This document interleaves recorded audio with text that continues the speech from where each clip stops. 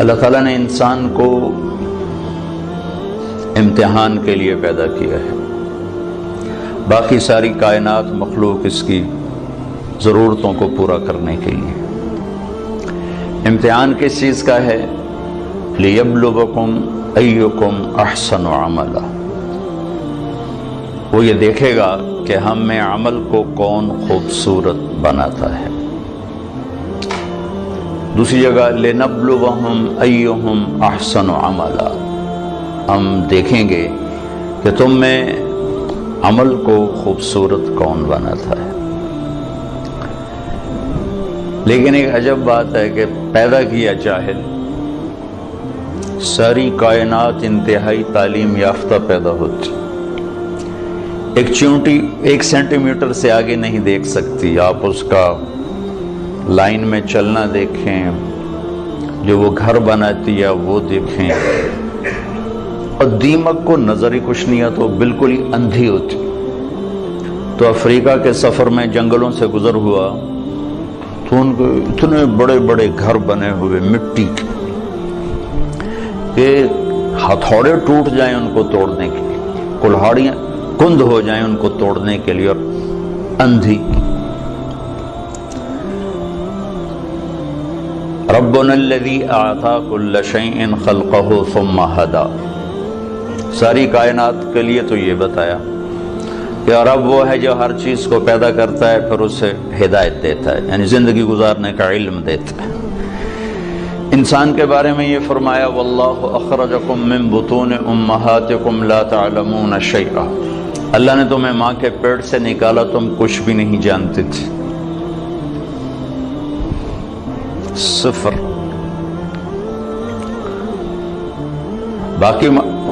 باقی مخلوق ماں کے پیٹ سے ہی تعلیم یافتہ پیدا ہوتی، انسان کا بچہ ماں کے پیٹ میں 9 ماہ رہتا ہے، 2 سال تک اسے پتہ نہیں ہوتا میری ماں کون ہے، میرا باپ کون ہے، مجھے چلنا کیسے ہے، مجھے کھانا کیا ہے۔ مرغی کا بچہ انڈے میں صرف 21 روز رہتا ہے، وہ باہر بھی خود آتا ہے، آتے ہی چلنا بھی جانتا ہے، کھانا بھی جانتا ہے، اپنی غذا کو بھی سمجھتا ہے، اپنے مفید اور مضر کو بھی جانتا ہے، اور ماں کو بھی پہچانتا ہے، اور دوست اور دشمن کو بھی جانتا ہے۔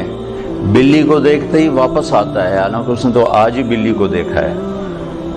کہاں سے یہ علم آیا ہے کہ یہ دشمن ہے؟ چوہا آج اپنے گھر سے نکلا، بلی دیکھی بھاگ کے واپس، یہ علم کہاں سے آیا ہے؟ آتا کل شیء خلقہ ثم ہدی۔ دوسری بات کہ ساری مخلوق کا علم پرفیکٹ صحیح علم ہے ان کے پاس، اور وہ اس علم کے خلاف کرتے ہی نہیں، صرف جاندار نہیں، بے جان آم کبھی بھول کے کریلا نہیں اگائے گا، نہیں آئے گا، سیب پر سیب ہی آئے گا، ناشپاتی نہیں آ سکتی۔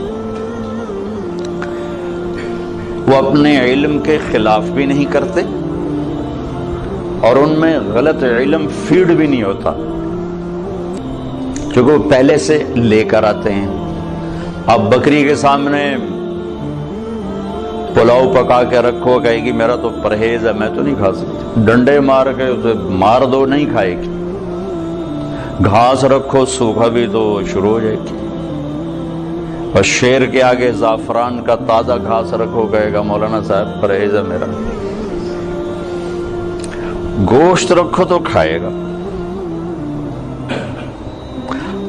ایک تو صحیح علم جانتے ہیں، ایک اپنے علم کے خلاف کرتے نہیں۔ انسان جاہل پیدا ہوتا ہے، لا تعلمون شیئا، پھر یہ علم لیتا ہے، اور عجب بات ہے صحیح جان کر بھی غلط کرتا ہے، جانور غلط کرتا ہی نہیں۔ اب شوگر والے کے سامنے مٹھائی رکھو، ویکھو کھاوے نہ تو مینوں نپ لوے، وہ کہے گا ادھی گولی ود کھا لواں گے۔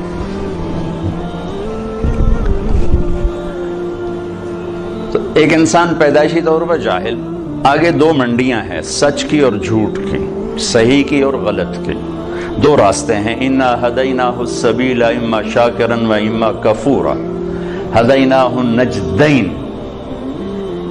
فَمَنْ شَاءَ فَلْيُؤْمِنْ وَمَنْ شَاءَ فَلْيَكْفُرْ۔ دو راستے ہیں، دونوں پر چلنے کے لیے اسباب بھی موجود ہیں، بتانے والے بھی موجود ہیں۔